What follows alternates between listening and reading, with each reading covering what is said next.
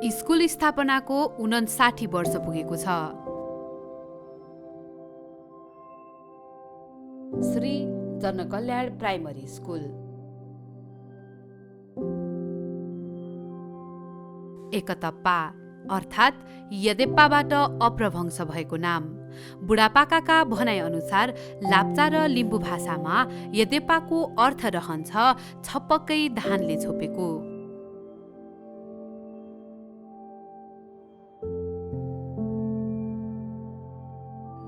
र सोही स्थानको समुदायले 100 वर्षको मात्र होइन भविष्यको दिगो योजना गर्दै थियो।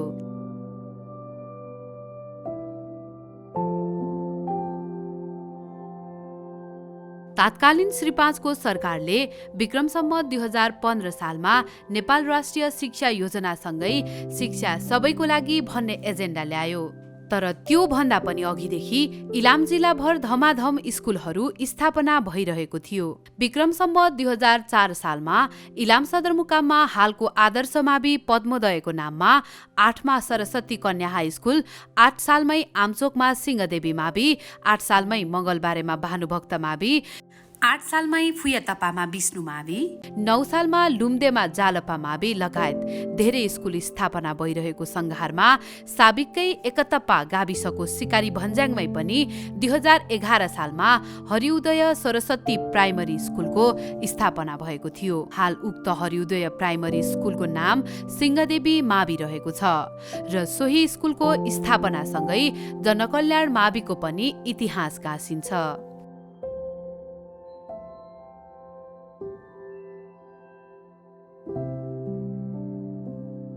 एकतप्पा गाउँ पञ्चायतमा स्कुल सुरु भएको 8 वर्ष पुगिसकेको थियो।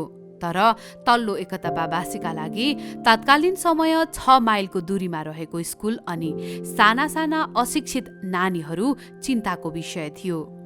आउँदा जाँदा 6 माइल 12 माइल हुन्थ्यो।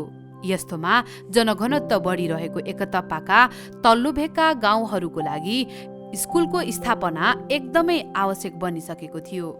कमसेकम शिक्षालाई बुझेका तल्लो भेगका एकतप्पावासीको लागि स्कुल स्थापना गर्नुपर्ने यो भन्दा बलियो कारण अरू हुन सक्थेन।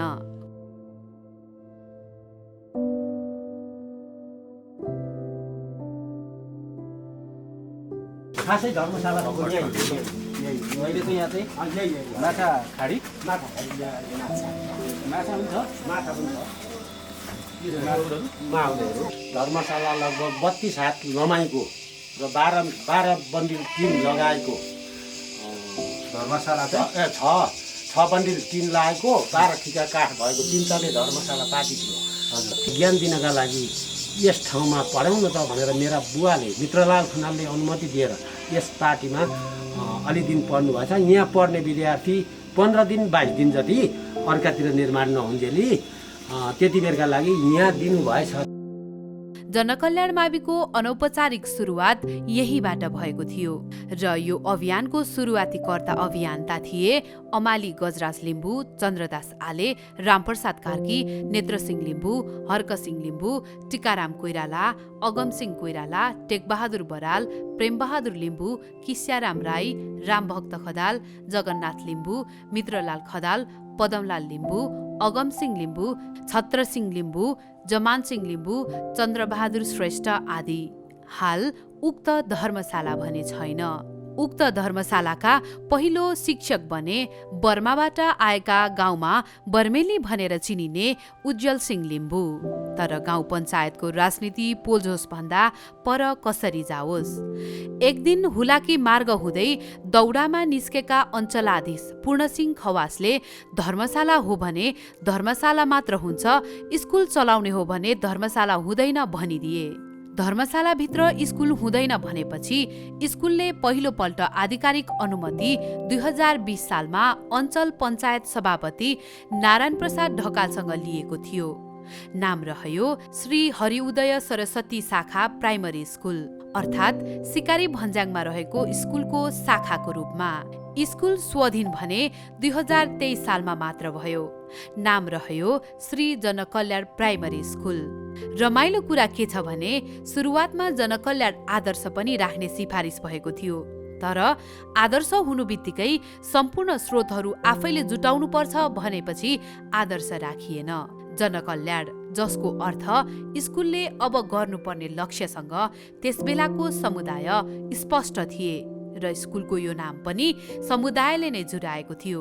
सर्वसहमतिमा 12 माइलको जनघनत्व बढी भएको स्थानको यात्रालाई खुम्च्याएर आफ्नै स्थानमा शिक्षित बनाउने लक्ष्य, जसको लागि पिताम्रुङ, नाबु, रूपाटार, चिउरेबोटे, सिलिखम्बा, कृपाश्वर, तुम्बेबु डाँडा गाउँ, सेपेगाउँ, गैरीगाउँ, सिङलागु, पेलेवा, सोक्तेम्बो, वडा नम्बर 5, 6, 7, 8, 9 आदिका उर्वर भूमि स्कुल सञ्चालनका लागि पर्याप्त छ भन्ने विश्वास पनि त्यस समयका नेतृत्वहरूलाई थियो।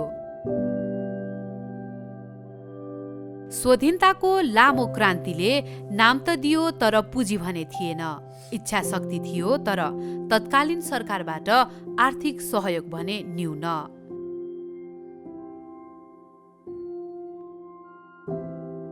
सुरु भयो अर्थ सङ्कलनको अभियान अमाली गजराज लिम्बूको नेतृत्वमा। उनैले 501 रुपैयाँबाट उक्त अभियानको सुरुवात गरे।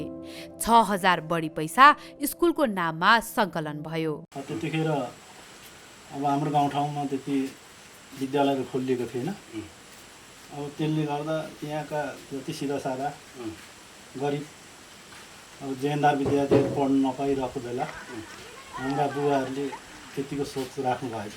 जग्गादाताहरू हुनुहुन्छ जसले गर्नुभएको छ योगदान, उहाँहरूलाई समेत समेटेर राखिदिनु भयो भने झन् राम्रो उत्तम। अब यहाँ जातपात अब केही नभनिकन एकदम सबैलाई सम्मान पुग्ने तरिकाले राखिदिनु भयो भने चाहिँ अझ राम्रो हुन्छ भन्ने मलाई मेरो विचार चाहिँ त्यही हो। उक्त अभियान स्कुलको नाममा सङ्कलन गरिएको पहिलो चन्दा अभियान थियो र यो अभियानमा केहीले पैसा दिए अनि हस्ताक्षर गरे र धेरै गाउँलेहरूले भने औँठा छापे आफ्नो सन्ततिहरूको भविष्यको लागि। यो स्कुल स्थापनाको लागि भावुक अनि गर्विलो क्षण थियो। उक्त चन्दासँगै दोकानडाँडामा बलुराम अग्रवाल उर्फ बलु कैयाँको पसल थियो। अमाली गजराज लिम्बू त्यसबेला स्कुल सञ्चालन समितिका अध्यक्ष थिए। उनकै नेतृत्वमा उक्त भवन खरिद गरियो र सोही भवन स्कुलको आधिकारिक रूपबाट पहिलो भवन बन्यो। उक्त स्कुलका शिक्षकको रूपबाट उज्जवल सिंह लिम्बू पहिलेबाटै स्कुलका शिक्षकका रूपबाट सेवामा थिए।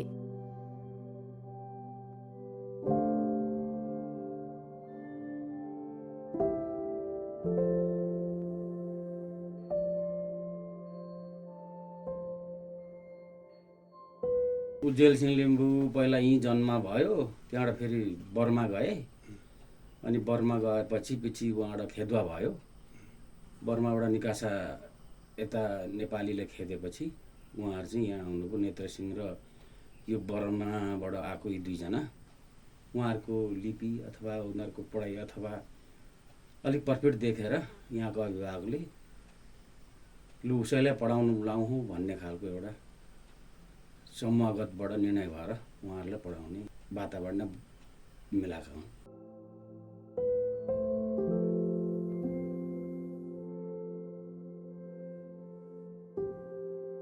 कक्षा 3 सम्म पढाइ हुने उक्त स्कुलमा तत्कालीन समयमा एसएलसी सकेका आमचोकका ददिराम लामी छाने दोस्रो प्रधानाध्यापकको रूपबाट स्कुलमा नियुक्त भए। दुईटा पसलहरू थिए, ओम कैयाँ र बलु कैयाँ भन्ने दुईटा त्यहाँ कैयाँहरू थिए। तिनीहरू पछि मङ्गलबारेमा सरेर आए। ओम कैयाँ र बलु कैयाँ भनेको बलु जुन ठाउँमा थियो त्यही ठाउँमा त्यो स्कुल थियो। उयो दोकान घरमा स्कुल सञ्चालन गरेको थियो। ठाडो बाटो थियो, सिकारी भन्ज्याङ जाने, बराल डाँडा जाने, सिकारी भन्ज्याङ जाने बाटो थियो। अनि गाउँको बेसीमा अलिक अग्लो ठाउँमा परेको हुनाले, विद्यालय रहेको हुनाले सिकारी भन्ज्याङ सोभन्दा माथिदेखि पनि मानिसहरू धान खेती गर्न डोहोरी लत्ता आउँथे। मङ्सिरमा अब बिटा लगाउन ओर्न पनि मानिसहरू आउँथे। त्यही ठाडो बाटो कुर्र गर्दै हिँड्ने गर्थे त्यसरी। अनि त्यसपछि त्यही ठाउँमा रोटेपिङ पनि लगाएको थियो रोटेपिङ खेल्ने तिहारमा, देउसी भैलो खेल्ने तिहारमा रोटेपिङ खेल्ने गर्थे। जनकल्याण आदर्श प्रावि एकतर्फ दोकान डाँडा भनेर साइनबोर्ड लेखेको थियो। त्यो उसमा काठमा झुन्डाएका थियौँ काठैमा। खरीमा कखरा, तमसुक, गणित लगायतका कुराहरू सिकाइन्थ्यो। पल्लो छेउदेखि पल्लो छेउसम्म हुन्थ्यो अनि बिचमा हामी बस्थ्यौँ। अब ठुलो कक्षापट्टि म पढाउँथेँ, सानो कक्षापट्टि उज्जवल सर पढाउनुहुन्थ्यो। अनि एउटै बेन्च पनि अब औडा र खौडा नमिलेकै उहरू हुन्थे। तिनै बेन्चमा अलिक पछिल्तिर सानो कक्षालाई राख्छौँ, अलिक अघिल्तिर ठुलो कक्षालाई राखेर त्यसरी पढाउने गर्थ्यौँ। बारेको थिएन, कोठा थिएन। त्योहरू बुच्चेसँगै आउँथ्यो। सम्भवतः सरहरूले पनि त्यस बेलासम्ममा स्कुल ड्रेस बनाउनुपर्छ, पेन्ट सर्टहरू लगाएको कमै मात्रै पाइन्थ्यो। प्राथमिक विद्यालय भनेर राखेको थियो। आदर्श पनि थियो, पछि काटियो त्यो आदर्श। माथिबाट आदर्श भनेको भिन्नै हुन्छ, त्यसो हुँदा यो आदर्श राख्नु मिल्दैन भनेर काट्यो। अनि तपाईँकै कार्यकालमा काटिएको आदर्श पहिले नै काट्नु भनेर अनि काटियो। त्यो आदर्श भएपछि चाहिँ आफै सक्षम चल्ने, केही कसैको भर नपर्ने, त्यसो हुँदा आदर्श हुन सक्दैन विद्यालयले। त्यसो हुँदाखेरि तब आदर्श चलाउन सक्नुहुन्न भनेर अनि भनेपछि अनि हामीले जनकल्याण प्रावि भनेर राख्यौँ। शिक्षकलाई तलबको रूपबाट भने गाउँलेहरूमाझ गई भूमिदान उठाइन्थ्यो। एउटा पूर्ण सिंह खवास भन्ने अञ्चलाधीश थियो। त्यो अञ्चलाधीशले चाहिँ घुमेर आउँदाखेरि कसले कति कति विद्यालयलाई भूमिदान दिने भन्दाखेरि कसैले 5 पाथी, 2 पाथी, 1 पाथी सबैले लेखाए। त्यो चाहिँ विद्यालयलाई दिनुपर्ने स्कुल चलाउन हो। त्यो खुसीले यति भनेर पहिले लेखेँ, पछि दिन सकेनन्। त्यो 5 पाथीको कति पैसा हुन्थ्यो भन्दाखेरि 4 रुपियाँ 5 रुपियाँ पाथीको भाउ हुँदा 4 महिना भाउ हुँदाखेरि पाथीकै भाउ राखेर विद्यालयले उठाउने गर्थ्यो। त्यही पनि दिन सक्दैनथे। यस्तै कपडामा घुँडो, दमाइकामा घुँडो राख्यो। अब अनि चप्पल, पाटे चप्पल त्यो दोकानमा पाइन्थ्यो। त्यो पाटे लोती फेर्दै पाटे चप्पल लाएर स्कुलमा गएर काम गर्थ्यौँ। अब राम्रो पैसा तलब दिएको भएको गर्दैन। 17-18 महिनासम्मको बाँकी गर्दै गर्दै अनि अन्तिममा नयाँ शिक्षा लागु भयो। नयाँ शिक्षा लागेपछि शेरबहादुर विष्टको 14 महिनाको रह्यो, मेरो 13 महिनाको रह्यो। अनि त्यहाँबाट अब के गर्नु त अब यो भन्दाखेरि अब उठ्दैन, के गर्नु। पछि दिने भयो विद्यालय नै भइगयो। अबको हामी पाइहाल्छौँ सरकारबाट विद्यालय चलाउँ भनेर शेरबहादुरले। प्रधानाध्यापक दधिराम लामिछाने आफ्नो 1 वर्षे कार्यकाल पूरा गरी सँगै अर्का प्रधानाध्यापक नारायण लुइटेल समेत विदा भइसकेका थिए। दिनानुदिन पढ्ने विद्यार्थीहरूको संख्या बढ्दै थियो। 2027 देखि 28 सालसम्म आइसक्दा उक्त बढ्दो चापसँगै नयाँ भवनको निर्माण गर्नुपर्छ भन्ने कुरा पनि महत्त्वपूर्ण बन्दै गयो। खेल मैदान सहितको भवन बनाउन आवश्यक रहेछ भन्ने महसुस भएपछि भने तल्लो भेगका वडाहरूको छलफल बस्यो। दोकान डाँडामै रहेको 7, 8 र 9 को सीमामा रहेको चिहान डाँडामा स्कुलको भवन बनाउने सहमति बन्यो। जनश्रमदानले खारिएको उक्त स्कुलको भवनको एक प्रत्यक्ष साक्षी थिए स्थानीय 86 वर्षीय अभिनारायण आले। बैशाखाको रमिता छ जीवन वरिपरि हाँसी रातौँ के पो छ र लानु छ र मरि। भवन निर्माणको लागि चर खन्न थालियो। पुराना कङ्काल, हड्डीदेखि खोपडीहरूसम्म निस्किए र यो सँगै नयाँ समस्या स्कुलले झेल्नु पर्यो। त्यो थियो जग्गा विवाद। यसो अब आमाजु दाजु पर्थ्यो मेरो आमाको गर्दाखेरि अनि दाजु यो नगर म तिमीलाई के अरे यो उबाट के अरे फार्से गर्न उ गरेको। त्यतिखेर म यहाँ घरमा थिइनँ। स्कुल स्थापना गर्दाखेरि चाहिँ घडेरी हाम्रो बाउको नामको घडेरी चाहिँ बुवाले दिएको रहेछ र स्कुल स्थापना भयो। पहिलाको जग्गा भनेको त 535 रुपियाँमा जस्तो कौशिला कोइरालाले पहिला सुरुमा चाहिँ जग्गा दत्ता बनायो। यो स्कुल स्थापना हुनुभन्दा पहिला नै ग्राउन्ड खन्नकै लागि मात्रै भन्दैछु कि मेरो बाउले दिएको घडेरी हो, जग्गा हाम्रो हो त उसको भने डकुमेन्ट देखाउनु पर्छ। लेखापढी पनि छ, किनभने फाल्नेले दिएको भने तर त्यो लेखापढी च्यातियो अथवा कतै फ्याँके गरे बेग्लै छ। फल्न कौशिला कोइरालाले चाहिँ के अरे जग्गा दाता स्कुल बनाउने जग्गा दिएको। लेखापढी गर्ने चाहिँ को हुनुहुन्थ्यो त्यति बेला? रामप्रसाद कार्की। त्यो हामीसँग त पास गरेको प्रमाण छ। पनि 535 रुपियाँ चाहिँ त्यो जग्गादाताबाट लिनुपर्ने रकममा मध्येबाट चाहिँ त्यो जग्गादातालाई चाहिँ कागज च्यातिएपछि त्यो जग्गा आय नापीमा दर्ता गरेर खानु भनेर 27 सालको असोजको अधिकांशहरूले उक्त विवादको कारण सो समय गाउँमै रहेको नेतृत्व बीचको राजनैतिक शक्तिको टकरापलाई पनि मान्छन्। अन्त्यतः सहमति जुट्यो अनि भवन बन्यो। अभिनारायण आले, अम्बिका खनालहरू त्यस समय गाउँमा नाम चलेका सिकर्मी डकर्मीहरू थिए। उनीहरूकै सिपले हाल स्कुल रहेको जग्गामा 2031 सालतिर विद्यालयको भवन बन्यो। त्यहाँनिर चाहिँ खानेले खारो सम्याएर पनि त्यो त्यहाँको हड्डी खुड्डीहरू निकाल्न सकेनन्। पछिबाट चर खन्दाखेरि निक्ल्यो। अनि साथी थियो एउटा अम्बिका खनाल साथी, अनि ऊ हामीले सबै त्यस्तै चेन डाँडो हामीले खारेर स्कुल बनाएका थियौँ है। त्यो च्यान चाहिँ कसको? लाप्चाहरूको? च्यान चाहिँ लाप्चाको होइन, हाम्रो 8 नम्बरे च्याम्बुरमा हुँदाखेरि त्यहाँ ड्याम थियो हाम्रो 8 नम्बरे। भैँसीको छालामा माटो तानी हामीले ठेका लिएर जम्मै हामीले मान्छे लगाएर खनाएको।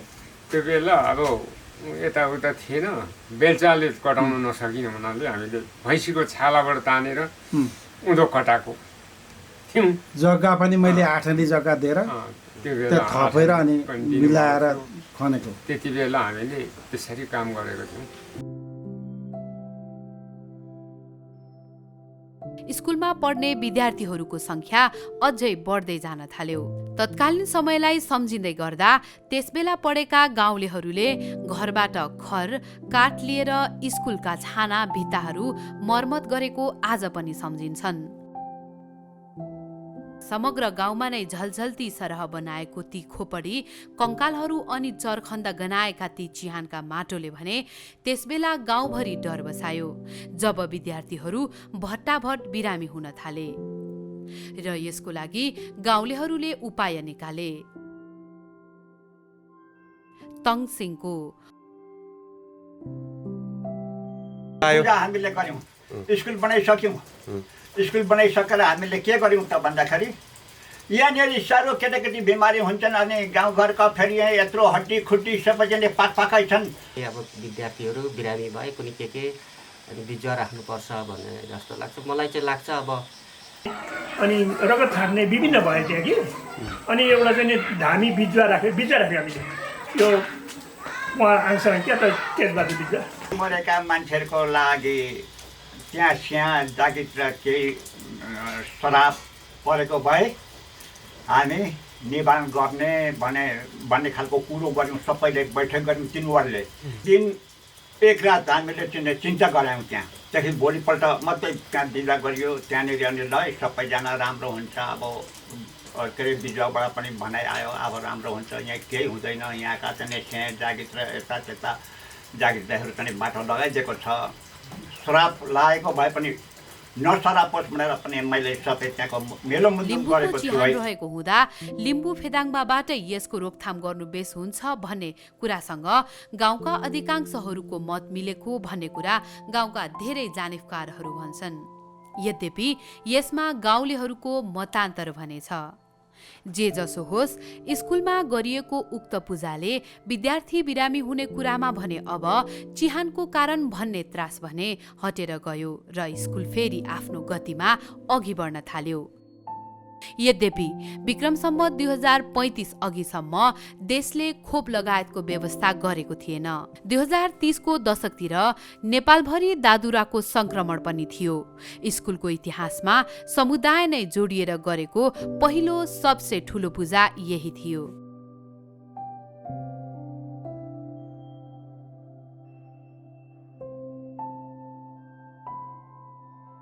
देउमाई खोला र फाक्फो खोलाको बीचमा छ एकता पा। पारी डाँडामा रवि पञ्चमी देखिन्छ, अर्को डाँडातिर मङ्गलबारे। आफ्नो खेतमा फलेको धान, पालेको खसी, सुँगुर, राँगा, गोरु तान्दै ती बजारहरूका गोरेटोलाई एकतप्पावासीले फराकिलो बनाए। फर्किँदा नुन तेल कपडा बोकेर आए, चाडबाडहरू टारे। तर अभावले समग्र गाउँलाई कहाँ छाड्थ्यो र? स्कुल पनि अभावहरूभन्दा पर थिएन। भुइँमा बसेर आफ्नो नाम खरिपाटीमा लेख्न सिकिरहेका साना साना औलाहरूसँग, पढाउने मास्टरहरूसँग संवेदना थियो तर उपाय थिएन। सञ्चालक समितिसँग गुनासो राख्न सक्थे तर उनीहरूसँग पनि स्रोत थिएन। कहिलेकाहीँ वर्षातको पानी कक्षा कोठाभित्र जुहिन्थ्यो। गाउँ पञ्चायतसँग पनि स्रोत थिएन। अभावहरूलाई त गाउँलेहरूले कहिले पालम बनाएर गाए, कहिले मारुनीसँग भावनाहरू साटे, हियारी भजन कीर्तनसँगै आफ्नो जीवनलाई सहज बनाउन खोजे। तर स्कुलले के गाउने?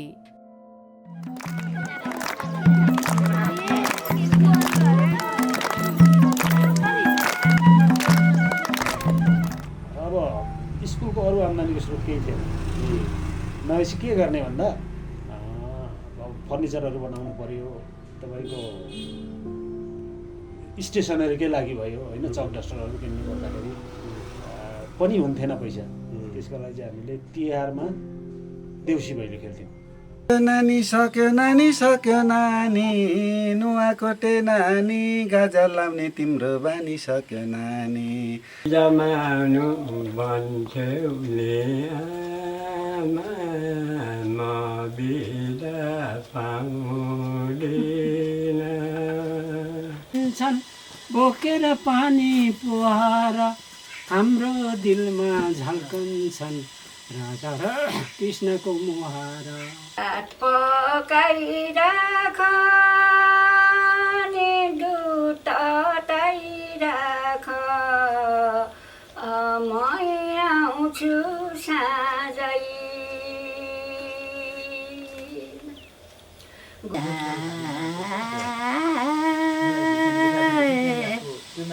कटरै ज्यानको आँगार बिना बडारै ज्यानको।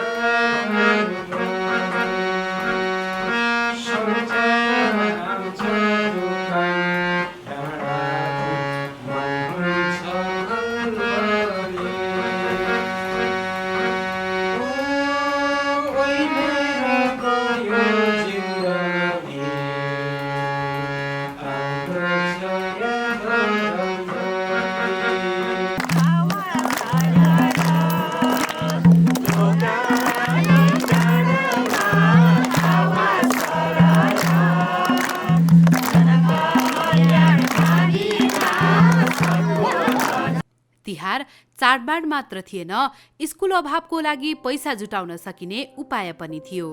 दिन सक्नेले पैसा दिए, नसक्नेले घरमा भएको अन्न दिए। भेला भएको अन्न बेचियो र पैसा जोडियो।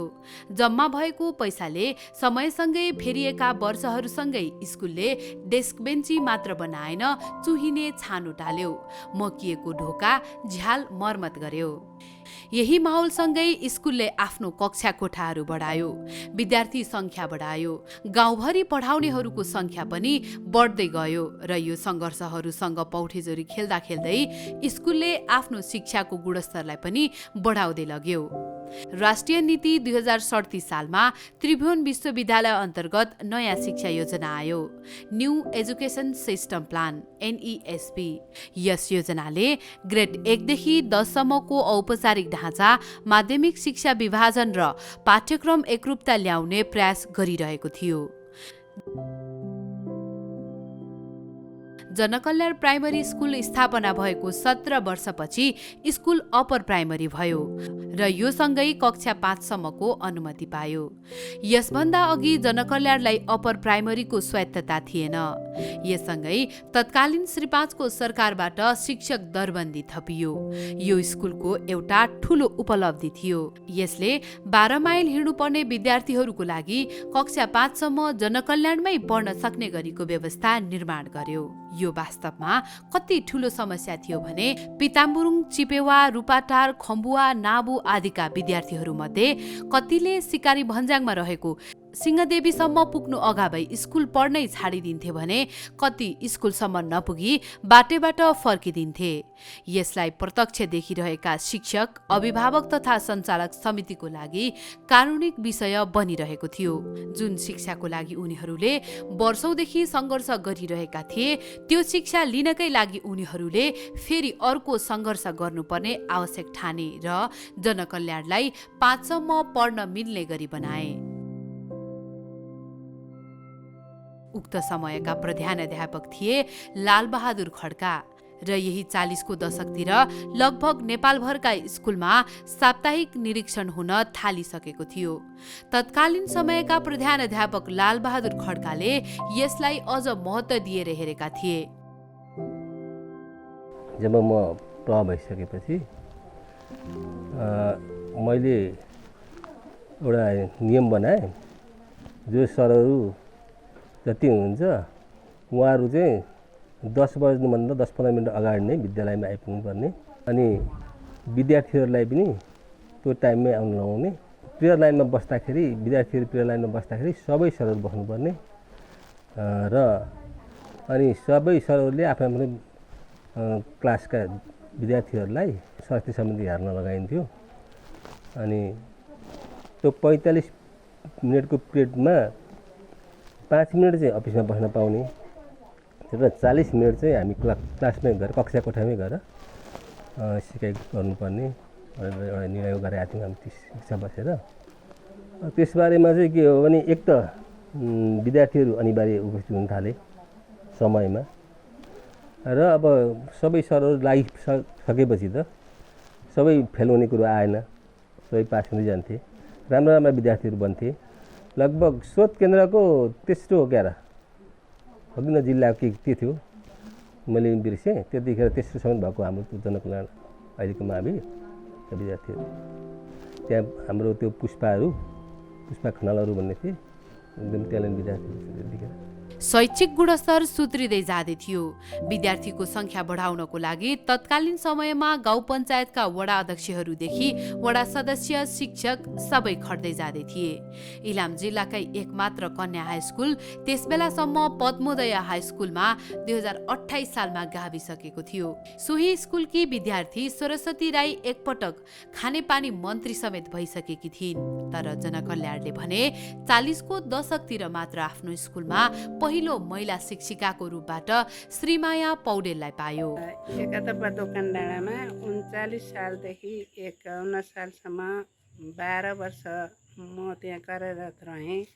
त्यो बेला त्यो विद्यालय प्रावि तह मात्रै थियो। अहिले समयले होला फड्को मारेर माध्यमिक तहमा पुगेछ। त्यस पछाडि अहिलेको यो डकुमेन्टहरू र त्यो दोकान डाँडालाई प्रगति फड्को मारेको देख्दा मलाई त्यो विद्यालय चाहिँ जहिले तहिले राम्रो होस् भन्ने शुभकामना दिन्छु। उनी आफैले पढेको समय भने सहज थिएन। भनिन्छ नि, शिक्षकले विद्यार्थीको जीवनमा धेरै प्रभाव पार्छ। शिक्षिका श्रीमायाको उपस्थितिले पनि गाउँमा छात्राहरू पढ्न आउने कुरालाई प्रभावित पार्यो, संख्या बढाउँदै लग्यो। स्कुलले आफ्नो गति लिँदै थियो र यससँगै आयो 2045 साल भदौ 5 गते।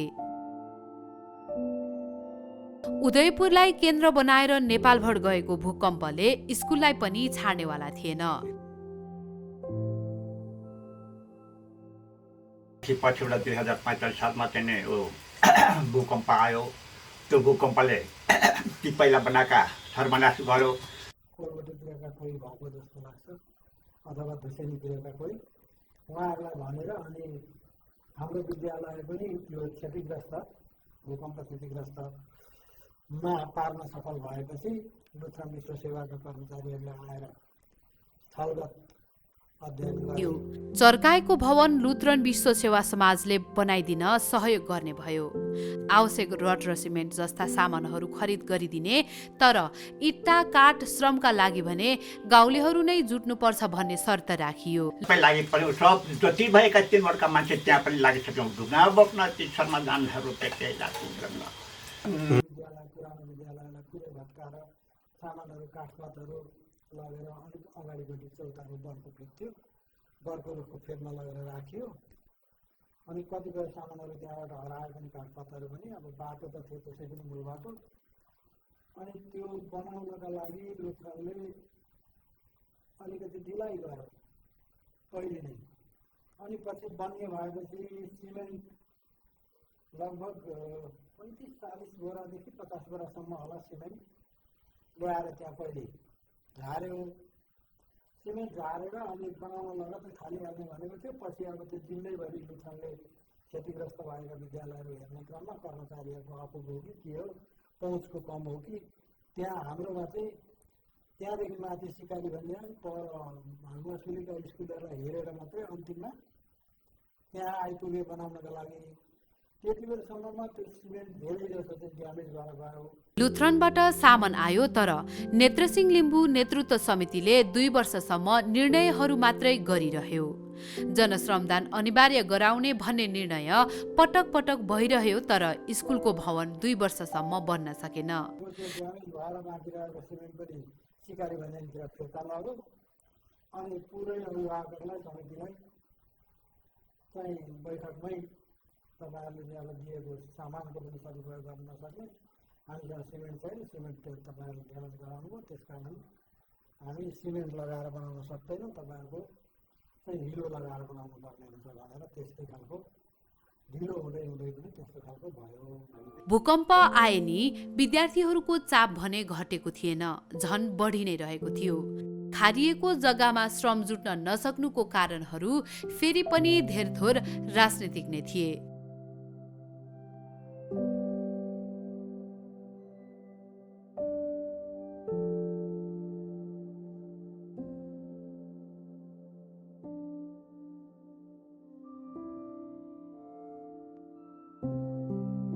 देशमा व्यवस्था फेरिँदै गए। पञ्चायत बहुदलीय व्यवस्थामा बदलिसकेको थियो।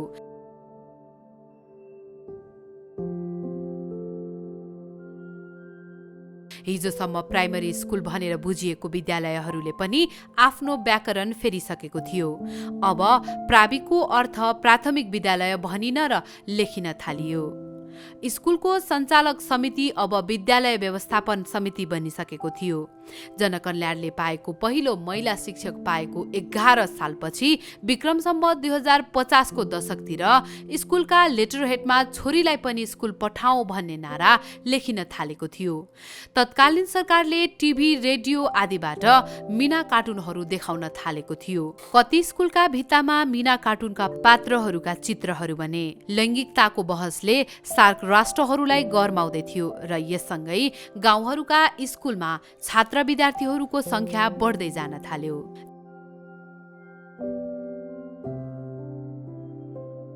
देशमा राजनैतिक व्यवस्था परिवर्तनको सङ्घर्ष चल्न थालिसकेको थियो।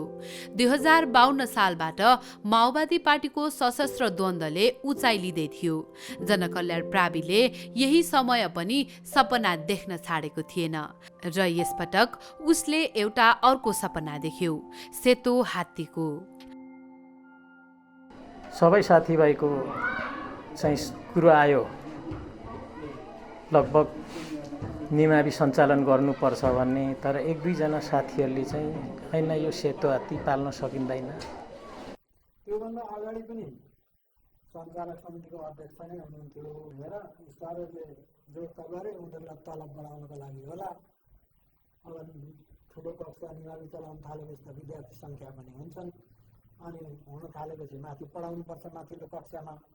अनि हेर न, अलिक दिनमा 1 वर्ष 1.5 वर्ष पछाडि चाहिँ म त 5 सम्मको मात्रै हो मेरो नियुक्ति त, अब निमावी पढाउनु पर्छ भने मलाई पैसा खप्नुपर्छ भन्न थाल्छन्।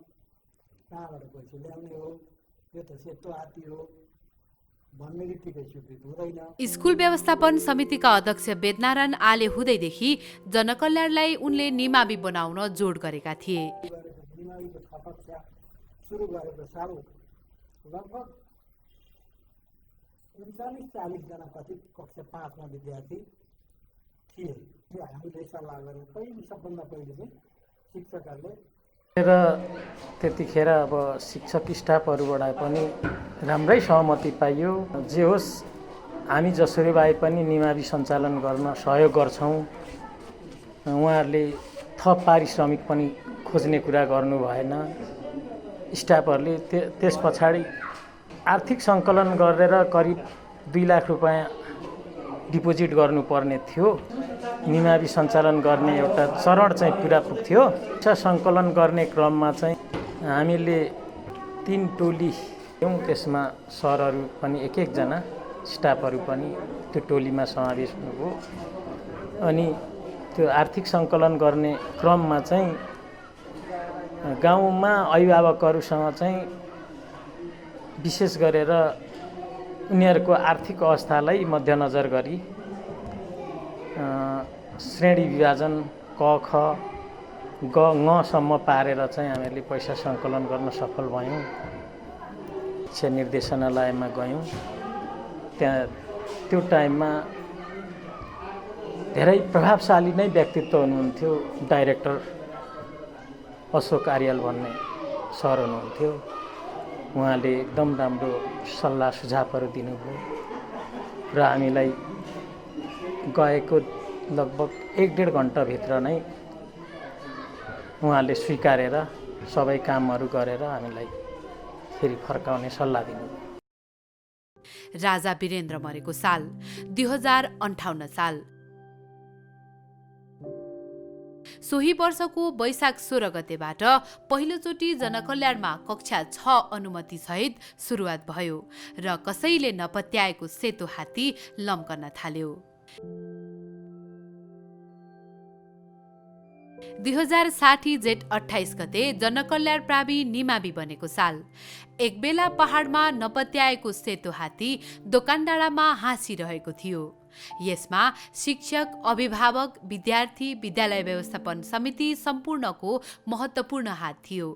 स्कुलमा विद्यार्थीहरूको चाप यति धेरै थियो कि जिल्लाभर स्कुलहरूलाई 3 वटा राहत दरबन्दी दिएको बेला तत्कालीन शिक्षा कार्यालयले जनकल्याणको लागि भने 5 वटा दरबन्दी नै बनाउनु परेको थियो।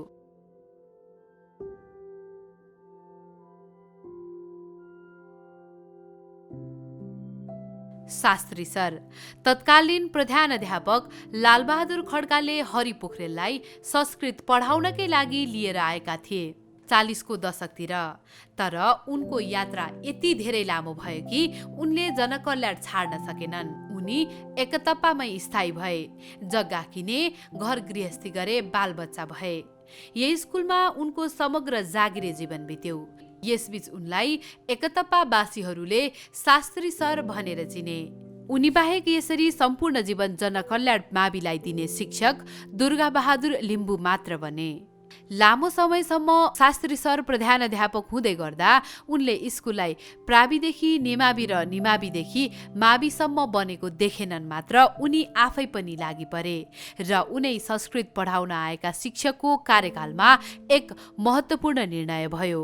2058-59 कै समयमा तत्कालीन सरकारले स्थानीय भाषा पढाउनको लागि बैठक डाक्यो। जनकल्याण निमावीमा पहिलोपल्ट लिम्बू भाषाको कक्षा सञ्चालन भयो र लिम्बू भाषाको पहिलो शिक्षक थिए प्रेम लावती। यहाँ लिम्बू भाषा नै पढाउनु पर्छ भन्ने खालको स्रोत केन्द्रबाट निर्णय भयो। अनि गाउँमा अभिभावकहरूलाई राखेर परामर्श दियो, सल्लाह गरियो। सल्लाह गरेर पढाउन सक्ने कोही पनि छैन। अब बाहिरबाट ल्याएर दिन सक्ने स्रोत पनि छैन। विद्यालय गरिब छ। अब के गर्ने त भन्दाखेरि त्यति बेरसम्म मात्रै हाम्रो प्रेमबहादुर लावती निजीमा काम गर्दै गरेको एकजना प्रावि शिक्षक अनि दुर्गाबहादुर लिम्बू पाठ्यपुस्तकहरू चाहिँ विशेष गरेर किराँत याकथुम चुम्लुङ मार्फत हाम्रा महन थिबी हुनुहुन्थ्यो किराँत याकथुम चुम्लुङका जिल्लाध्यक्ष, उहाँको समन्वयमा लिम्बू भाषा पठन पाठन गर्नुपर्छ भन्ने भयो। राज्यबाट केही पनि पैसा थप हुँदैन थियो, हुँदैन थियो केही पनि। उसले त एक प्रकार लादेको मात्रै हो होइन। लादेपछि अब त्यो केन्द्रीय स्तरमा जाने माग त उसले यतै फिर्ता गर्यो नि त। हामीले निर्णय गरेर पठाएका छौँ भन्ने खालको भएर उसले टाउको जोगायो। अब स्थानीय स्तरमा स्रोत भएको ठाउँमा त्यो लागू गर्न सकिएन र मासिक 1000 तलब खाएर शैक्षिक सत्र 2058 सालदेखि लिम्बू भाषा शिक्षण गर्न थालिएको। उहाँलाई चाहिँ अब त्यो भाषा पढाउनेमा सहुलियत के दिन सक्यौँ त हामीले स्कुलबाट भने, यो तपाईँले 6 पिरियड पढाउनु परेन, 5 पिरियड मात्रै पढाउनुहोस् अरू, अनि 1 पिरियड चाहिँ भाषा पढाइदिनुहोस् भनेर अनुरोध गरेर उहाँहरूलाई।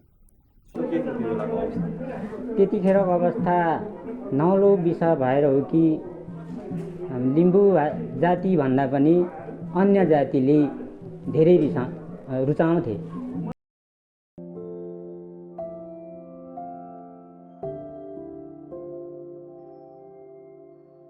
विद्यालय व्यवस्थापन समितिमा गलिन्द्र लिम्बूको कार्यकाल सकिएको थियो र त्यस दिन स्कुल व्यवस्थापन समितिको नयाँ कार्य समिति चयन हुनुको लागि भेला डाकेको थियो। स्कुलभरि अभिभावकहरूको ठूलो भेला लागेको थियो। लगभग 300-400 अभिभावकहरू थिए। केही समय अघि मात्र हरि पोखरेललाई तत्कालीन माओवादी पार्टीको जनसरकारले विद्यालय व्यवस्थापन समितिको चयन उनीहरूको प्रतिनिधिको उपस्थिति बेगर नगर्न भनी माइनट गरेको थियो। पुरानो सत्ता र नयाँ सत्ता भन्ने थियो। पुरानो सत्ता गाउँमा थिएन, किनभने गाविस अध्यक्षहरू उपाध्यक्षहरू निवर्तमान भएर पनि उनीहरू चाहिँ अब त्यो कार्यकारीहरू थिएनन्, मतलब चाहिँ उनीहरू भूमिकाविहीन थिए। त्यो चाहिँ त्यो पहिलाका जनप्रतिनिधिहरू चाहिँ पूर्ण रूपमा उनीहरू निष्क्रिय थिए। त्यो अवस्थामा चाहिँ अब यताको जुन चाहिँ त्यतिखेरको श्री 5 को सरकार थियो होइन, राजाको सरकार थियो, त्यो चाहिँ सहर केन्द्रित भइसकेको थियो। अब समाजमा एउटा न एउटा सरकार त चाहियो। त्यो समाजलाई ह्यान्डलिङ गर्नको लागि पनि त्यतिखेर अब कसको वर्चस्व थियो भन्दाखेरि माओवादीको वर्चस्व थियो गाउँमा। त्यो भएकोले आफ्नो सरकार बनाएको थियो माओवादीले। अब चाहिँ विद्यालय भनेको त्यो सरकारकै एउटा अङ्ग हो। त्यो भएकोले स्वाभाविक रूपमा हस्तक्षेप भने पनि त्यसलाई नियमित सञ्चालन गर्नको लागि भने पनि होइन शब्द चाहिँ हो फरक हुने भयो। माओवादी साथीहरूले नै होला, उनीहरूको मुख नै अब कानुन जस्तो हुन्थ्यो। विशेष गरेर अब उनीहरूले चुनाव चाहिँ हामी हुन दिँदैनौँ, तपाईँ सर्वसम्मत रूपमा आउनुभयो भने ठिकै छ भन्ने कुराहरू भयो। घटना भएको चाहिँ त्यो विद्यालय व्यवस्थापन समितिको चाहिँ छलफल थियो। त्यहाँबाट चाहिँ अब त्यो विद्यालय व्यवस्थापन समिति चुन्ने र त्यो व्यवस्थापन समितिले स्कुल सञ्चालन गर्ने एउटा जुन सिस्टम हुन्छ, नियम हुन्छ, त्यो समिति छान्ने क्रममा चाहिँ उहाँ त्यो कार्यक्रममा हुनुहुन्थ्यो भन्ने छ। 7 जनाको उम्मेदवारीका लागि नामावली परेको थियो। अनि त्योभन्दा अगाडि 1-2 चोटि पनि बस्ने हेरियो, 7 जना नचल्ने भएपछि अब त्यो दिन चाहिँ अब माओवादीको जनसरकार उपप्रमुखले ती 7 जनालाई राखेर निर्विरोध गर्नुपर्ने उहाँहरूको माग अनुसार एउटा कक्षा कोठामा राखेर उहाँले चाहिँ अब छलफल गर्दै हुनुहुन्थ्यो। अनि 7औं पटकको मिटिङको बेला म आफू र त्यो विदुर भन्ने भाइले मलाई के भन्यो भने, दाइ यसपटक तपाईँ बसिदिनुहोस्, मेरो अनुरोध, तपाईँले मनसाय नबढाउनुहोस्, कुनै साथीभाइलाई अगाडि बढाउने अवसर दिनुहोस्, किनभने अब त्यो खालको एक हिसाबले नीति निर्देशन जस्तै छ भनेर मलाई यो कक्षा 5 को हलमा भित्र लगेर त्यो सल्लाह सुझावहरू दियो। कसलाई चाहिँ विदुरले सर्वसम्मत गराउँछन् भनेर सबै अभिभावक आधीभन्दा धेर चाहिँ गएर झ्यालबाट सबै मन्त्र छिराएर ढोकाबाट हटाइ नहटाइ पछाडिको झ्यालबाट पनि उताको पनि गएर सबैले वरिपरि सबै घेरेको बेलामा त्यही बेलामा अचानक गजलमुखीपट्टिबाट उकालो सेना आएछ। सेना आएर तल पिताम्बरदेखि नै सोध्दै आज के छ विद्यार्थीहरू त आज समितिको गठन भनेपछि बेलैमा पठाइयो विद्यार्थीलाई। अनि उनीहरूले तल तल भेट्नेहरूलाई किन आज छुट्टी भयो तिनीहरूको भन्दाखेरि आज बैठक छ समितिको चुनाव हुने दिन छ आज भनेर चाहिँ भनेपछि ए हो आज त्यो स्कुलमा ठुलो जमघट छ आज जानुपर्छ भन्दा एकदम तलबाट चाहिँ उडाइदियो। अनि अबको लागि स्कुल सशस्त्र सङ्घर्षमा रहेका दुई शक्ति शाही नेपाली सेना र माओवादी बीच मुछिसकेको थियो। यस्तोमा सहमति भएर बाहिर निक्लिने क्रममा अब हँस्या अतौडा भएको झन्डा रातो टाउकोमा गुथेकाहरू राइफल लिएर लगभग 3 मिटरको दूरीको अन्तरमा वो आइगए। अनि मलाई त लाग्यो कि पहिले 6औं मिटिङमा पनि उनीहरूले भनेको थियो कि हामी लाल सेना ल्याएर भए पनि तपाईँको विद्यालय व्यवस्थापन समिति गठन गर्छौँ भन्ने कुरा त यिनीहरूले साँच्चै ल्याएछन् जस भनेर मैले सम्झेँ। तर यिनीहरू त सेना भनेर उसले चिनिहालेछ। चटचटी छिनेका थिए, सेनाले पुरै घेरेको थियो। अब त्यो भागेको मान्छेलाई त चारपट्टिबाट हान्दाखेरि कतिवटा गोली लागेको थियो। त्यस्तो भएर त्यो मान्छे त्यो बित्यो। शोकमा परेको कमरेड विदुरको परिवारले उक्त लास स्कुलको सङ्घारभित्र राख्ने निर्णय गर्यो। हाल स्कुलको परिसरमा 2 कपुर रहेको छ र दुवै कपुर सशस्त्र द्वन्द्वको बेला राज्यद्वारा मारिएका 2 शहीदहरूको हो। यिनै विवादहरूबीच जनसरकारले गोविन्द कोइरालालाई फेरि स्कुल व्यवस्थापन समितिको नयाँ अध्यक्षको रूपबाट चयन गर्यो। उनको कार्यकालमा नै जनकल्याण निमाविदेखि प्रस्तावित मावि बन्यो। मलाई चाहिँ यहाँको जनता अथवा चाहिँ सबैजना भएर चाहिँ ल्याएर अनि बस्न भनेर भन्यो। मैले पहिल्यै सर्च राखेको थिएँ म बस्नु पर्दाखेरि मावि सञ्चालन गर्ने हो, नत्र भने म बस्दिनँ भने। अब त्यहाँको सबैले चाहिँ सहयोग दिने भए। अरू 1 लाख थपेर 2.5 लाख रुपियाँ धरोटी राखेर अनि विद्यार्थी नै रहेछ सबभन्दा पहिले। विद्यार्थी प्रशस्त भयो। कक्षा 8 पास गर्नेको सङ्ख्या 50 लगभग 50 सङ्ख्याको हाराहारी भएपछि त अब 9 कक्षा हामी पढाउन सक्छौँ। 9 को लागि हामीले अब जिल्लाले अनुमति दिँदैन। एकैचोटि जिल्लामा फारम पेस गरेको छ अनुमतिको लागि। अस्थायी अनुमति चाहिँ माथिल्लो मावि सिकाली भन्नेबाट लिनुपर्ने। मावि चलाउनु पर्छ भन्दा गाउँबाट पैसा नै उठाएको छैन। मुखैको भयो चाहन्छन् 10-11 पनि जग्गा थियो। त्यहाँको महेन्द्र पौडेल चाहिँ जिसिए थिए। उसलाई गएर हामी जिन्सी धरोटी राख्छौँ, तपाईँलाई के लाग्छ भनेर सबै नेताहरू दिँदाखेरि त्यतिकै भरमा पैसा बेगरकै भरमा मावि सञ्चालन आयो। मावि बनेसँगै तल्लो भेगका एकतप्पावासी विद्यार्थीहरूको बाटो घट्यो र यससँगै प्रधानाध्यापकको लामो कार्यकाललाई शिक्षक हरि पोखरेलद्वारा बिट मारियो। उनी पश्चात नयाँ प्रधानाध्यापक बने दुर्गाबहादुर लिम्बू। उनी एकतप्पा गाउँमै एसएलसी सक्ने पहिलो लिम्बू विद्यार्थी थिए र शास्त्री सर जस्तै उनको पनि लामो शैक्षिक जीवनको सम्पूर्ण कार्यकाल एउटै स्कुलमा बित्यो।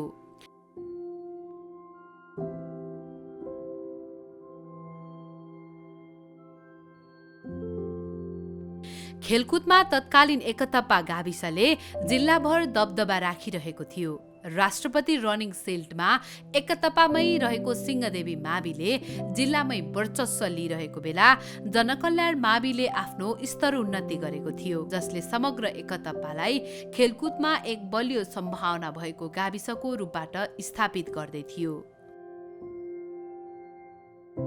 अनि खेलमा अत्यन्तै चासो राख्ने नानीहरू यहाँ हामीले नखेलाउँदा पनि माथिल्लो स्कुलमा गएर पनि खेल्थे क्या।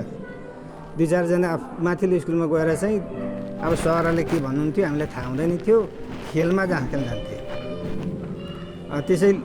त्यसैले हामीले यो अब हामी के खेलाउँ हौ भनेर चाहिँ हामीले के गरौँ त भन्दाखेरि प्रत्येक साल त्यहाँदेखि पछाडि चाहिँ हामीले आफ्नै विद्यार्थी तयार गरेर चाहिँ यहाँ खेलकुद शिक्षकलाई चाहिँ यो जिम्मेवारी दिएर हामीले खेलहरू सुरु गऱ्यौँ। अब यसरी खेल सुरु गर्दाखेरि हामीले जहिले दोस्रो स्थान चाहिँ प्राप्त गरिरहनु प्राय गरेर त्यही सन्दर्भमा अब एउटा अनौठो घटना पनि भएको छ। यो 2071 साल माघ 22 गतेको दिन हामीले चाहिँ भानुभक्त मावि मङ्गलबारेमा विद्यार्थी चाहिँ प्रिपेयरको लागि चाहिँ त्यहाँ छनौट गर्नको लागि चाहिँ विद्यार्थी लिएर जानुपर्ने। अब त्यसमा चाहिँ के सरलाई चाहिँ ठ्याक्कै विद्यार्थीको खेलकुदका विद्यार्थीहरूको ड्रेसै बिर्सिएर जानुभएछ। अनि त्यहाँदेखि फोन गर्नुभयो, लु हामी त ड्रेस छोडेर गएछौँ भनेर। अनि त्यहाँदेखि हामीले त्यति बेला हाम्रो पदम सर मेरो स्टाफ लगभग मसँगै नै नियुक्ति अलि पछाडि नियुक्ति हुनुभएको, सँगै पढेको हामीले मावि लेभलसम्म सँगै पढेको। अनि उहाँले जाउँ सर पदम सर लु नानी केटाकेटीको ड्रेस छोडेछन्, हामी अलि छिटै तपाईँ तयार भएर आउनुहोस्, म पनि आउँछु।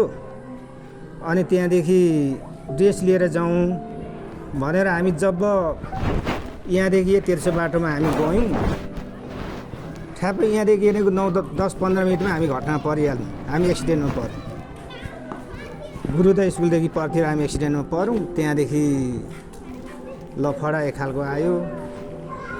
अनि उहाँलाई चाहिँ उपचार गर्नको लागि गाडीहरू माग्ने काम गर्दा गर्दै 2-3 बजी भइसक्यो। 2-3 बजीमा एउटा गाडी आयो। त्यहाँदेखि लिएर एउटा साथी विष्ट सर अनि म र एकजना साथी भएर 3जना भएर उपचार गर्नको लागि हामीले लाँदै गर्दै देउराली छेउमा पुग्दा नै उहाँको जस्तै निधन भयो। अनि त्यहाँदेखि पोस्टमार्टमको लागि उहाँले लिएर चाहिँ हामी इलाम हस्पिटल पुर्यायौँ।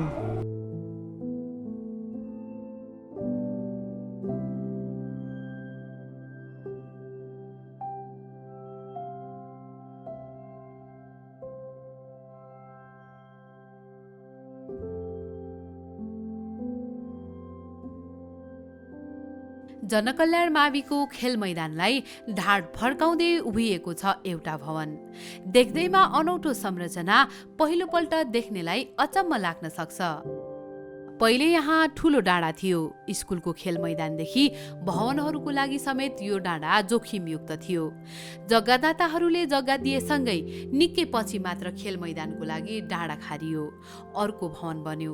तर अर्को भवन नबनुन्जेलसम्म यो भवन विद्यालयको एकमात्र पहिलो पक्की भवन थियो।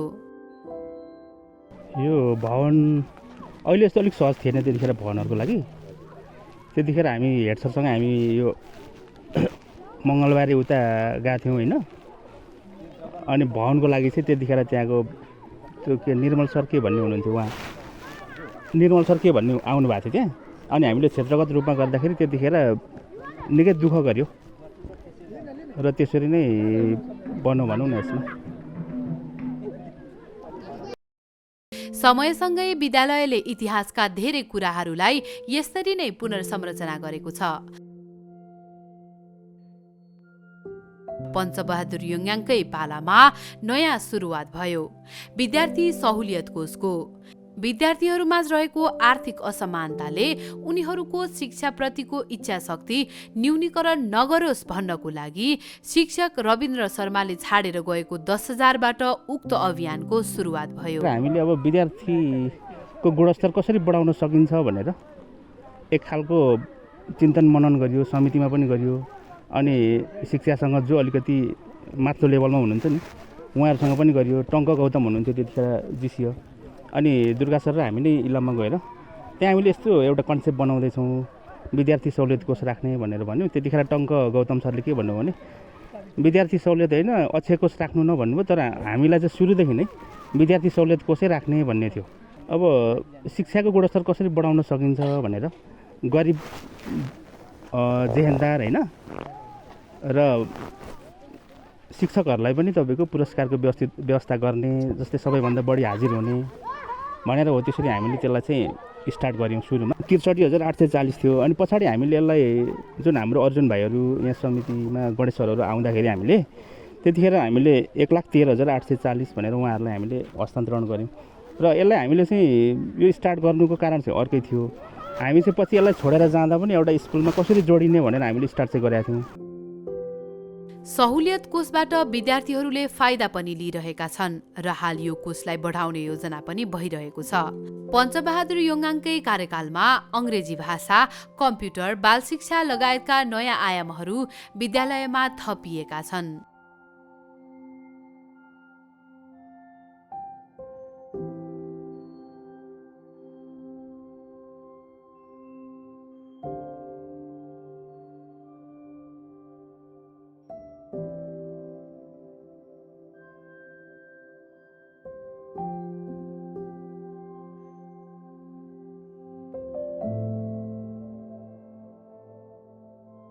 जब विद्यालय व्यवस्थापन समितिमा जनकल्याणकै पूर्व विद्यार्थी अर्जुन लिम्बूको उपस्थिति भयो, त्यसबेलासम्म स्कुलको प्राङ्गण खुम्चिएर बसेको थियो। अब यो स्कुलको बिल्कुल यसो भौगोलिक अवस्था पनि अब यस्तो थिएन क्या। 2077 को त्यो समय साँघुरो खेल मैदानलाई सम्याउँदै गर्दा धेरैले पत्याएनन्। त्यहाँ बसेर माथि केटाडी लड्थे, कहिलेकाहीँ केटाडी माथि खेल्दाखेरि लड्थे क्या तल, यस्तो अग्लो समस्या। 1 नम्बरमा हामीले त्यो डाँडा सम्याउने काम गऱ्यौँ र त्यो सम्याइसकिसकेपछि अहिले नयाँ जुन बनेको संरचनाहरू छ त्यसको लागि ठाउँ पनि हामीले त्यसैबाट निकाल्यौँ र एउटा 7 साइडको चाहिँ विद्यालयको खेल विकासको लागि खेल मैदान बनायौँ हामी। दोकान डाँडालाई चिनाउने उक्त खेल मैदान बनेसँगै हाल भने यहाँ हरेक वर्ष दशैं तिहारको अवसरमा विभिन्न सांस्कृतिक तथा खेलकुदका कार्यक्रमहरू समेत हुने गरेका छन्। यसले स्कुलको गरिमा मात्र थपेको छैन, आर्थिक सामाजिक रूपबाट नयाँ अवसरको बाटो पनि खुला गरिदिएको छ। विभिन्न चाडबाडको बेला दोकान डाँडामा लाग्ने दुतिया मेला, सांस्कृतिक कार्यक्रम, फुटबल आदिको लागि यो खुला मञ्च सरह बनेको छ।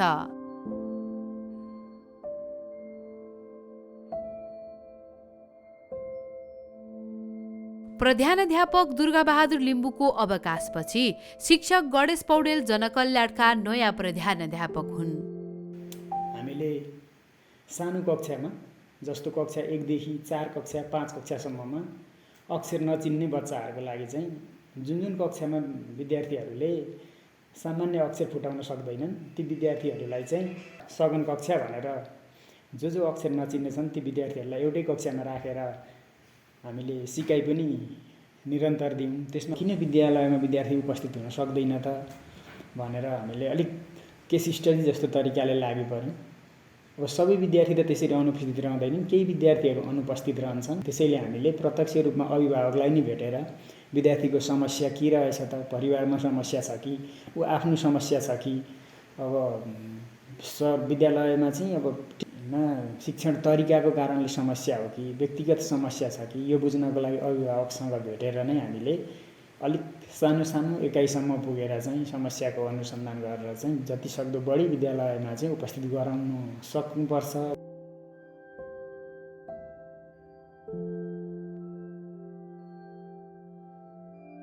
समयसँगै नयाँ प्रधानाध्यापकसँगै र नयाँ व्यवस्थापन समिति अध्यक्षसँगै सोचहरूले पनि नयाँ आयाम लिएको छ। प्रशस्त मात्रामा हामीले प्रविधिको जडान गरेको छौँ, जस अन्तर्गत नेपाल सरकारले त्यसलाई परिभाषित गरेको कार्यक्रम भनेको आइसिटी भन्छ त्यसलाई।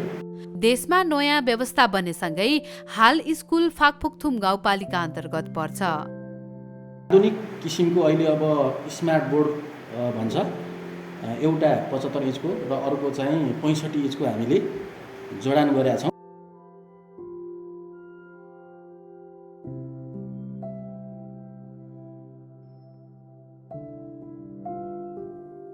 हामीले विद्यार्थी लगबुक निर्माण गरेको छौँ। यो विद्यालयको आफ्नै पहल र आफ्नै कम्प्युटरबाट आफै डिजाइन गरेर राखेको छौँ। जुन लगबुकले चाहिँ कुनै पनि कक्षामा शिक्षक प्रवेश गर्नुभएको अनि कति समय रहनुभयो, अघिल्लो दिनको होमवर्क चेक गर्नुभयो भएन र भोलिपल्टको लागि होमवर्क कति दिनुभयो र एक्जिस्टिङ मतलब सरले कति समयको पिरियड बिताउनु, त्यो पिरियडमा चाहिँ कति समय रहनुभयो भन्ने नै कुरा लगबुकमा स्पष्ट छ। प्रत्येक दिनको हुन्छ त्यो प्रत्येक सब्जेक्टको। यसबाट पनि हाम्रो सिकाइमा थोरै सुधारको अपेक्षा हामीले राखेका छौँ।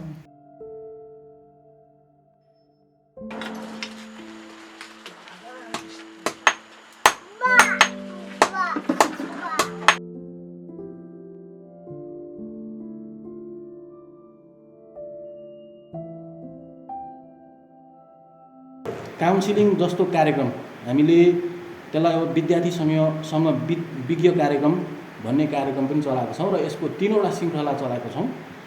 पहिलो हाम्रो चाहिँ प्रोफेसर डाक्टर हाम्रो प्रेम फ्याक हाम्रो फाल्टोकथुम गाउँपालिका वडा नम्बर 5 निवासी हुनुहुन्छ र उहाँ अहिले दोस्रोमा चाहिँ विद्यार्थी सभा पत्रकार भनेर हाम्रो स्थानीय जुन विज्ञ पत्रकारहरू युद्धबहादुर बोहरा त्यस्तै गरेर भगीरथ भण्डारी र अर्को चाहिँ हाम्रो राष्ट्रिय आविष्कार केन्द्रको अध्यक्ष हाम्रो महावीर पुन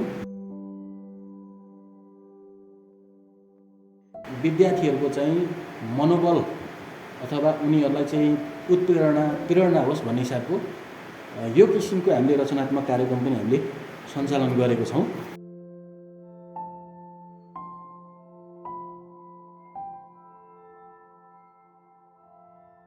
दुई 2082 साल लागेसँगै स्कुलले जनकल्याणका पूर्व विद्यार्थीहरूलाई एकजुट गराउने पूर्व विद्यार्थीहरूको समिति बनाएको छ। यो समितिले विद्यालयभित्र डेस्क बेन्च लगायत लाइब्रेरी विकासमा पनि सक्दो सहयोग गरेको छ।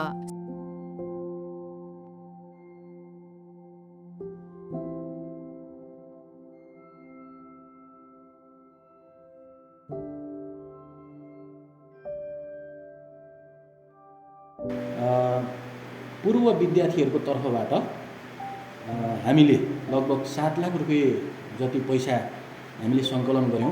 सबै पूर्व विद्यार्थीहरूले सहयोग गर्नुभयो। सबै सहयोग गर्नुहुने पूर्व विद्यार्थीलाई यो चाहिँ के भन्छ डकुमेन्ट्रीको माध्यमबाट धन्यवाद र विद्यालय एकदमै आभार पनि प्रकट गर्दछौँ।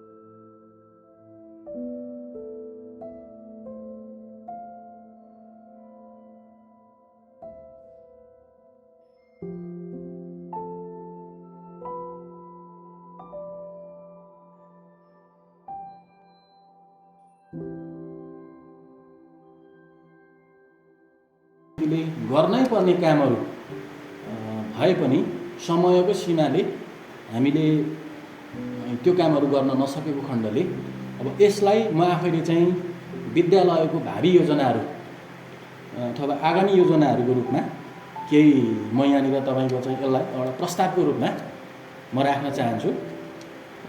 1 नम्बरमा हाम्रो यो जनकल्याण माध्यमिक विद्यालयले अब एकदमै चाहिँ के भन्छ एकाग्र भएर विद्यार्थीको विश्वास जितेर अभिभावकसँग निरन्तर संवाद गरेर सरकारवालाहरूको निरन्तर सहयोग लिएर गर्नुपर्ने काम चाहिँ शैक्षिक गुणस्तर सुधार्ने हो। दोस्रो योजना भनेको चाहिँ हाम्रो नवनिर्मित 8 कोठे भवन र पुरानो 4 कोठे भवनमा हामीले चाहिँ अब ट्रस्ट निर्माण गर्नुपर्नेछ। दोस्रो भावी योजना यो हो।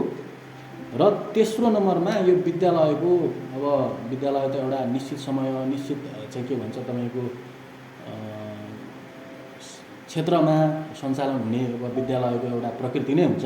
त्यसो हुँदाखेरि यो विद्यालयको व्यवस्थित रूपमा घेराबेरा गर्नु पनि अर्को हाम्रो काम हो अथवा यो भावी योजनामा राखेको छौँ।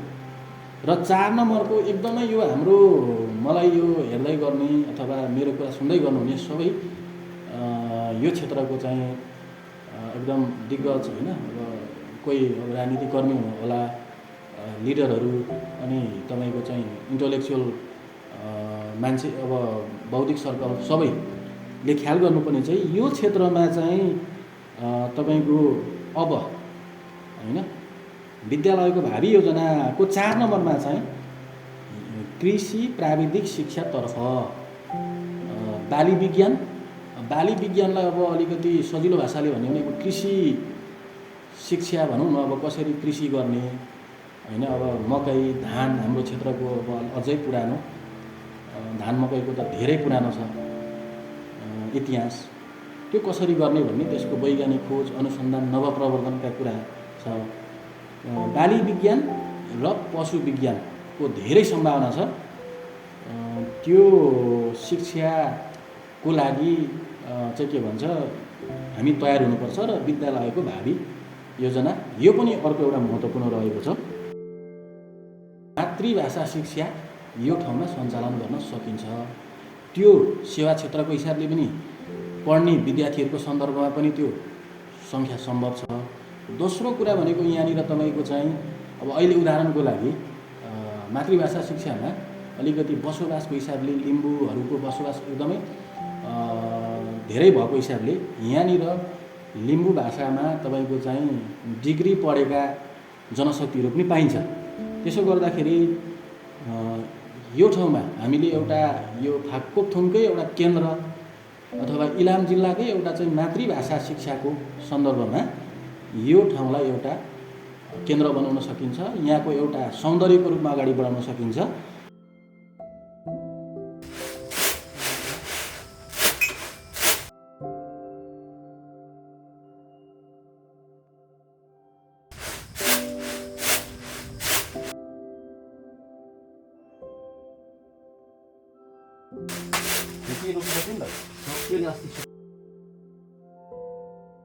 समग्रमा 2023 सालमा औँठा छापबाट सुरुवात भएको जनकल्याण मावि हाल आएर नयाँ भविष्यको लागि हस्ताक्षर गरिरहेको छ।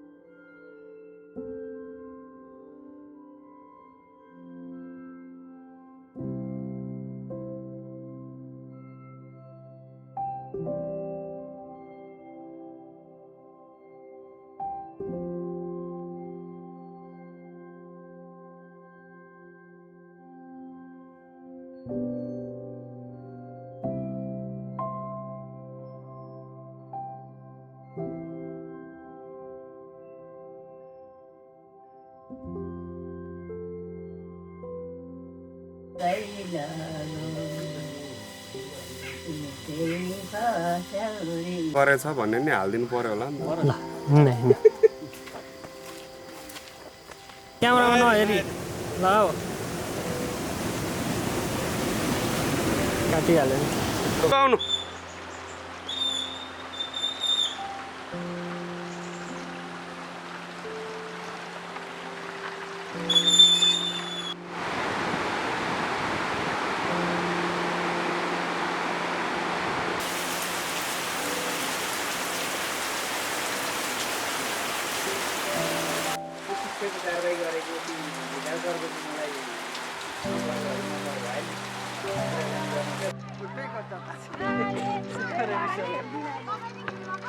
भने मलाई त एक सडा हाल्नु भने त म त ठाउँको ठाउँ झर्छु होला हौ। सर्भिस राम्रो रहेछ नि त नानी।